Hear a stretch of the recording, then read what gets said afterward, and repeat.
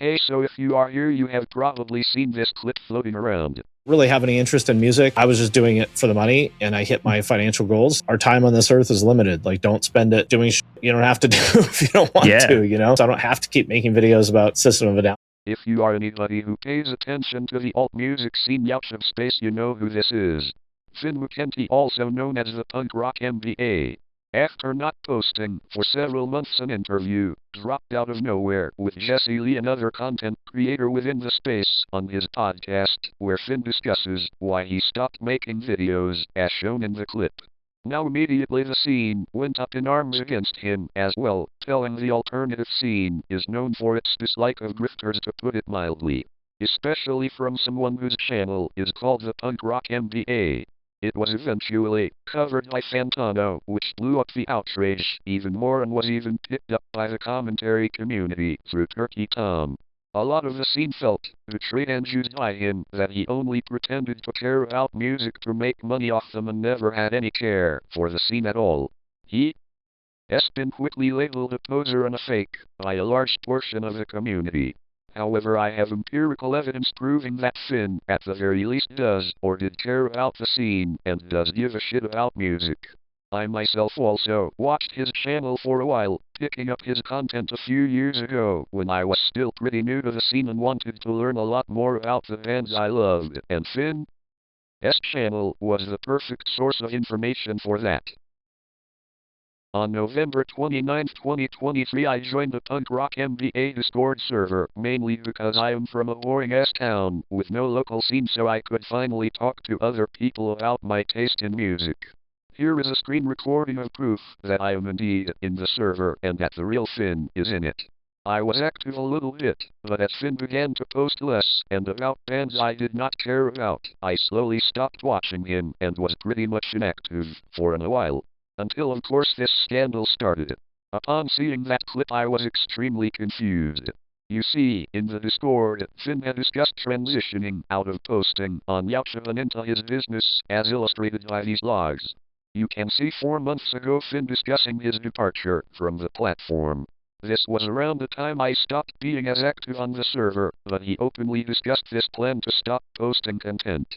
He phased out of it slowly, first ending streaming on his second channel, as shown by the logs on screen. We can also cross-reference this with the uploads on the Finn Mckenty channel. We see that this adds up with a large gap in between the latest video and the one before it, whereas previously he had a more regular upload schedule. There are several more screenshots from this time frame showing his intent to quit YouTube, even directly saying he had finished recording the main channel videos. He even reveals what his last video is a month before it was released, as shown by the logs, which again lines up with the last video on his main channel. Now I know you are probably wondering why I included all this. I want to dispel any doubt of faking the logs if the screen recording of me entering the server was not proof enough. Now we can get to the main point of this video. The claim that Finn Mckenty does not care about music and was just grifting and had no respect for the scene is categorically false. Let's start with the most basic of information. If you go to Finn's Wikipedia page, under the early life category it says that he started going to punk shows in 1990 and started making zines in 1992, specifically of underground power violence and grindcore bands, eventually scoring him recognition from several other punk zines that were running at the time. He has talked about doing this several times on his own channel, but to further prove that this is factual, here is a clip of the man himself talking about it.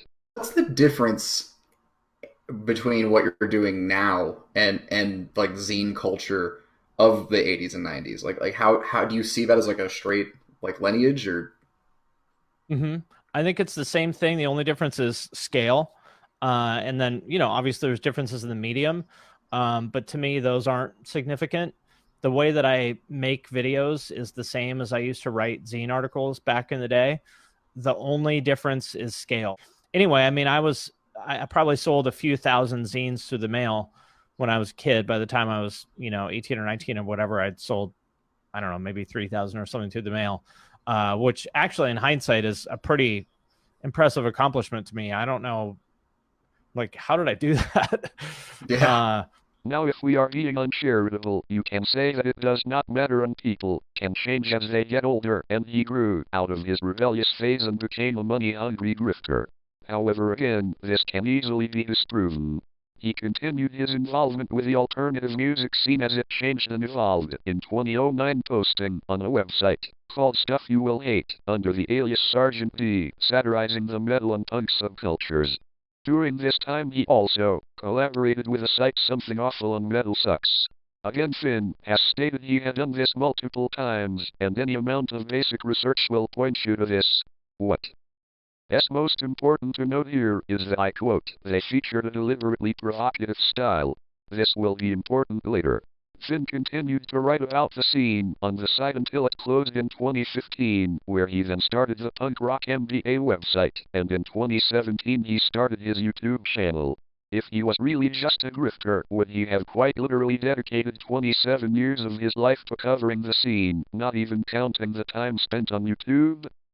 That's not something a grifter does. Now that we have established that he is genuinely interested in the scene, one of the next points of contention is likely going to be he is just a poser, and even though he quite literally spent over half his life involved in the scene, it was all for selfish profit. Unfortunately, the poser argument is completely nonsensical as well. When it comes to punk cred, Finn is almost as legit as it gets. As established, he was part of the underground punk scene in the 90s, and he wasn't into some more mainstream stuff like he was into power violence and grindcore, for fuck's sake. Not to mention he has relationships with a ton of prominent artists in the scene, from the metal world to emo and punk. Just look at his podcast series, he has some impressive connections. Like, come on, he was on Fat Mike's podcast twice. Assuming that no one would have realized he did not actually care about the scene, he would have to literally deceive some of the most prominent figures who are very strongly against posers and grifters, especially someone like Fat Mike. To think he maliciously tricked all of them and used them for purely profit is just stupid. What kind of insane person would dedicate over half their life learning obscure punk lore for purely monetary gain? It makes no sense. Now let's assume that everything prior is true, and he went through all that trouble to convince people he cared about music. Well, guess what? Turns out he doesn't. It is super fucking easy to find. Let's take a look at one of the songs he linked in the metal chat.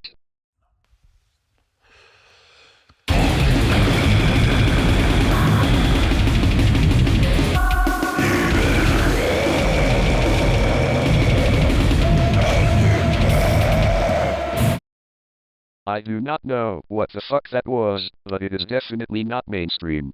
The band has under 2,000 listeners on Spotify.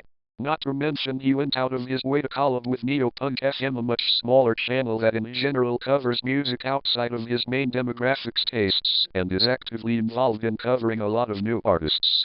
Have I made my point yet? Ago, we first had to know what we were getting into, so we called up a nu metal expert, Mckenty. Do you want me to be funny or not? As far as the legacy of nu metal goes, it's interesting because at the time, it was easily like the most hated genre of music on the planet. It was for like reject, white trash losers who smoked meth in a trailer with their parents. Like, this is how people thought of it. Or like the dude bros like Fred Durst. Again, I'm not calling him that, but that's how people thought about him at the time. But the idea that it would be friendly to the type of, you know, non-binary colored hair zoomer that's into it now, like, those people would be terrified of going to a nu metal show back then. Now, the legacy of nu metal, I think, is super positive. Nu metal has gone from despised to now, like, pretty much universally loved. There's a couple distinct branches of nu metal. One is sort of methy, raver, dirtbag sort of branch of it, which I would say Korn sort of falls under that. There's the more like skater branch of it, is the Limp Bizkit branch. And then there's the guys in jumpsuits branch of it, which would be like Slipknot and Mushroom Head. Gen Z has kind of collapsed it into just sort of this overall Y2K bucket. I think people need to fucking move on and find something else to be into, but I don't think they will, because nu metal was the last time that metal was, you know, that popular. So I think people are going to be fixated on nu metal probably forever. I think rock is done evolving and nu metal is its final form. I think it is obvious that the argument that Finn did not care about the scene and was just a grifter is completely dumb. Now to address the elephant in the room. I know he directly said that he was just doing it for the money, but let's look to his past. He literally spent 6 years of his life writing satire that was intentionally provocative. The truth of the matter is far more gray than he would like to admit. You have probably noticed throughout the video there have been several logs of Finn posting screenshots of his comments section to the video discussion chat. There were too many of them to properly log them all on my own, but you can see that Finn was pretty bothered by the haters in his audience. The hate he received was getting to him, even though he often tried to play it off, but again, I think it's best to hear it from the man himself.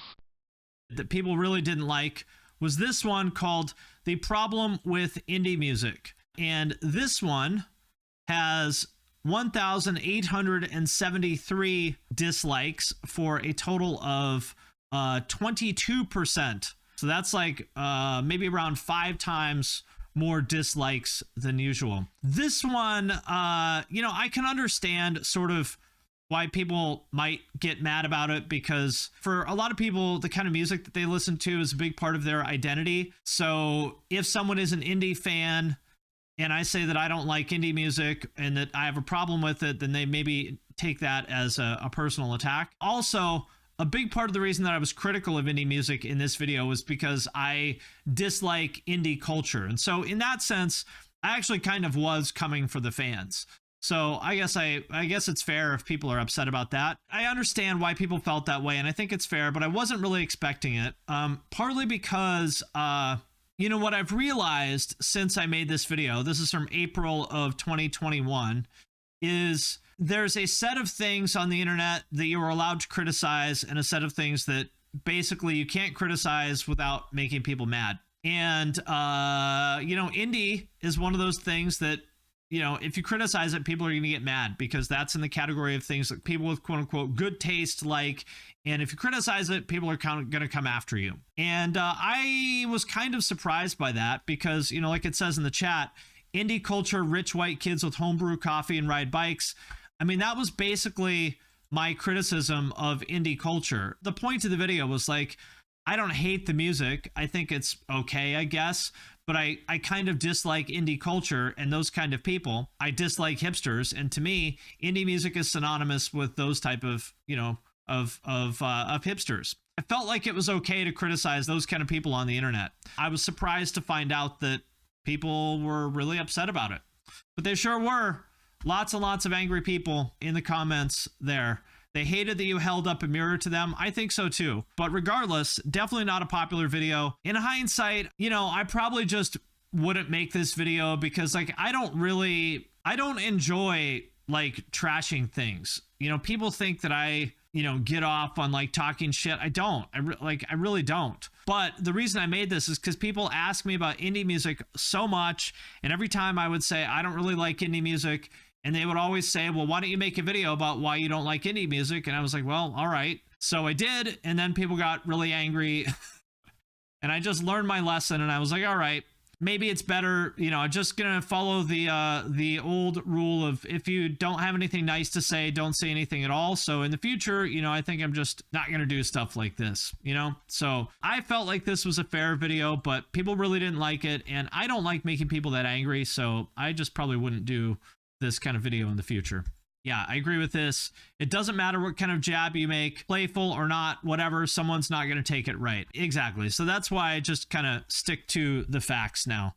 The first thing to talk about is that I am not really happy with the content I've been making for probably the last year or maybe a little bit more. I don't really think it's great. I think that those videos, like basically, I've jokingly said that they're like Wikipedia summaries, but like for the most part, that's really honestly what they are. I think a lot of that stuff doesn't really have a lot of the stuff that was in my old videos. Like I think my videos in say 2018, 2019, maybe even 2020, I think those videos were better for a few reasons. Number one, I took a lot more chances in terms of talking about different kind of topics and artists and genres and stuff like that I stopped talking about after that. Quick little note here as I'm editing, just to be more specific. So at that time, I was making a lot more videos about Stuff like emo rap at the time, trap metal. I made a video about like sad boy pop punk, and in general, I just sort of went out of my way to include a lot of newer artists. So, you know, for example, my video about what killed pop punk, at the end of that, I talked about a lot of newer artists that were sort of embodying the spirit of pop punk, and at the time, that was people like Cold Heart and, you know, Goth Boy Click and stuff, who did actually end up going on to become pop punk artists. And I really kind of have walked away from that because I just sort of felt like, you know, what's the point of even trying to do that, for reasons that I'll talk about in a minute. Number two, I added more of my own sort of personality and opinions and thoughts and analysis and stuff to those videos back then, which I stopped doing. And I want to talk about why I stopped doing that, so that maybe you guys can help me figure out what to do about that. So the reason why is basically because when I would talk about those other genres, or when I would add my own opinions and thoughts and analysis and stuff, two things happen. Number one, I would get lower views. Number two, I would get a lot more negative comments. For example, the video that I made back in 2021 about trap metal, which I thought was a really cool video that I put a lot of energy into. And at that time, I was very excited about those artists. I mean, even at that time, I feel like trap metal was kind of like, I don't want to say over, but certainly past its prime. But still, it was a relatively new thing that I was excited about, and I thought it was cool. And I still think it's cool.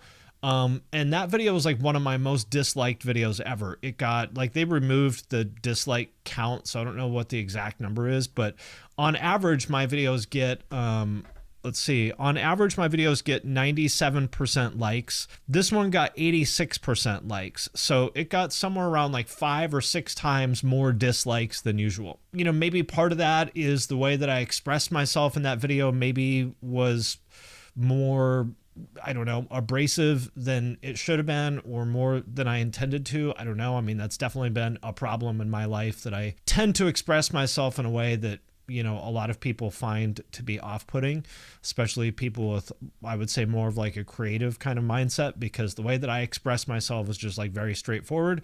Partly because I'm like almost definitely autistic. Second, because I think the way my brain works is like, my brain does not work like a creative person's brain. My brain works more like an engineer or an accountant or something like that, where I would just say like, here's what I believe to be the facts. And I think creative type people sort of don't really appreciate that. And that's been a struggle for me basically my whole life, because I've worked with a lot of creative people. And so getting back to my original point, you know, at that time in the channel, I was sort of willing to take a lot of these risks and do cover genres that I know my audience didn't necessarily like, and say things that they didn't want to hear. And probably I expressed myself in a way that, you know, maybe wasn't the best. And I got a lot of negative feedback for that. And I got a lot of videos with like low views and stuff. And at the time I was willing to do that. But after, you know, years and years and years of that, it basically just wore me down. And I was like, okay, if you guys don't want me to talk about this stuff, if you guys don't like it, I'm just going to stop talking about it. And when I would put my opinions and personality in videos, people, you know, generally didn't like that. And I was like, okay, well, I'm just going to take my opinions and personality out of my videos. I'm just going to tell you the facts about music that I know that you guys like. So, you know, for example, I always used to say that I would never do a video about System of a Down because I don't like System of a Down and I'm not interested in them. But I know my audience likes them. And I was like, all right, well, I'll do a video about System of a Down. So I did, and people liked it. On the other hand, when I would do videos about stuff that I do like and I was interested in, usually the feedback on that was not good. So in that situation, it's sort of like, I don't know really what I'm supposed to do there. You know, people will say, well, just do the content, make the content you want to make, and who cares what people think? And that's easy to say, but I have a wife and a child, and my income supports our whole family. So if I make videos that people don't like, my income goes down, which means that it's harder for me to support our family. It's hard for me to sort of make the choice to deliberately do things that is going to alienate my audience and hurt my ability to support our family, number one. Number two, as far as like the negative comments go and stuff, on the one hand, like I understand, obviously you're not going to please everybody. That's just the nature of this job, is that, you know, you put your opinions out on the internet and people throw rocks at you and tell you you suck and you're wrong. And all that. And like, I totally get that. But that stuff does wear on you over time. If you hear that stuff, like, imagine if one person, you as a civilian, most of you people watching this are just, sort of normal people that are not public figures. Imagine one person left a shitty comment on one of your Instagram posts. That would probably bum you out. Now imagine that happening to you dozens or hundreds of times a day for years and years and years. It's going to get to you. Since the beginning of his career, Finn has felt as though talking about what he wanted to on his channel was taken badly, the views and dislikes speaking for themselves. He made multiple videos talking about this, most notably an honest channel update, which I just played a portion of. He had lost all drive to make content, sick of covering old bands he did not care about. But as he said, he had a family to provide for, just having had his first son not too long ago. He was put in a tough position, do what makes him money hating it, or potentially throw everything away for his own personal happiness. To shed more light on his thought process, let's take a look at what Finn has mentioned publicly about his life, which to put simply has not been an easy one. I'm going to give you some advice for people in their 30s or about to be in their 30s. And let me sort of preface this by telling you where I was at when I turned 30, because it was not good. I've talked about this before, but my mom was a very troubled person. A lot of bad things happened to her. Like, basically, her parents died when she was really young. Her dad was like a horrible, abusive, awful person. And then her mom and dad both died, and her brother killed himself, and she got sexually assaulted and all this like horrible stuff. And so because of that, she was like a really troubled person. She became an alcoholic, had me when, like, I don't know my father. She was like, for whatever reason, decided to have a child with no father. And so, basically she was a mess. Now, to be fair to her, she knew it and she worked really hard on improving herself, but it's really hard to like unwind that much trauma. You know what I mean? Like, going through what she went through is going to screw anybody up. Oh, and she was also married 4 times. She died when she was like 69. She was married 3 times before the age of like 35, I think. And so from a young age, I was very determined that I wasn't going to be like my mom. Like in high school, I was straight edge and, I didn't do any of the stuff that she did and I didn't party and all that stuff. Well, lo and behold, by the time I was 30, I woke up one day and realized that I had done almost all the same things as my mom. I had basically become my mom. So despite being straight edge in high school, like I got into like drinking and doing drugs and stuff when I was like 29. I started partying a ton. I was drinking like 6 days a week and doing all kinds of drugs and stuff like that. I had been in a bunch of like failed relationships. My career was just sort of like in limbo. And I was like, oh my God, I have become my mom. I was like 30, 31. I kind of looked in the mirror and I was like, shit, I have become my mom. And I was so mad and disappointed in myself. That's just sort of when it hit me. I was like, man, and I'm like 30, 31 years old. I got to get my shit together. And fortunately, I did. Finn is a man who knows what it is like to have nothing, to be at rock bottom. In his position, with his past struggles, it makes sense he would choose his family over his own personal happiness. I do not know many people who lived through what he has who would not. He continued to do something he hated because he wanted to have security for his family, and eventually he was able to move on, having uploaded his final videos, and slip away quietly. The internet is fast to move on after all. But that was not enough for him. With all this context in mind, it makes it even crazier to say what he did on Jess's podcast. After all the hate and toxicity he experienced over the years, from the worst of his viewerless, he decided to give one last big fuck you to them all, and pretended to be exactly who they always thought he was. A grifting money-hungry poser who had fooled them all exactly as he planned from the start. That much can be seen from his responses to the drama in public and within the Discord.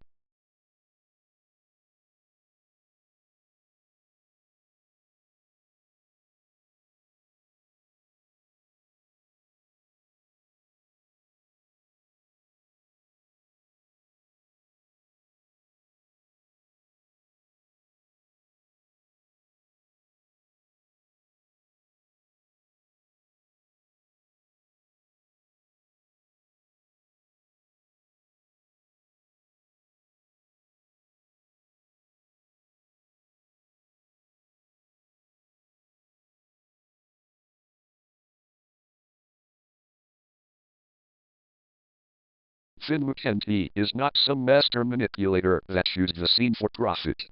He ultimately was a person who was deeply involved and committed to the scene, but as time went on, he lost that love for it, or at least the people in it, feeling more and more as an outsider for who he was. He had a chance to leave and put it all behind him, but instead of just doing what would be the healthiest for him and moving on to live a normal life, he chose to engage with the very thing he was trying to escape, becoming the villain the haters already thought he was. The punk rock MBA did not lie about his dedication to the alternative music scene. In fact, it is the opposite. He lied about not caring in the first place. He had everything he wanted, but he threw it away for petty revenge on some trolls on the internet. That is the tragedy of the punk rock MBA. As someone who watched him for a long time and who considered myself a fan, I completely understood his decision to leave. Content creators often lose passion for their work. We have seen it countless times before. That was okay. I think I speak for the majority of the people who watched the channel when I say this. The Honest Channel update was well received when it first released. I cannot justify, however, stirring up pointless drama just for the sake of getting back at dumbasses online. Like bro, you literally said if you made a goodbye video they would use it against you. He had to have been aware of what saying stuff like that would do. Finn Mckenty got everything he wanted. But in the end he lost it all because he could not just walk away. Thank you for watching. I have been Zora. Subscribe if you want.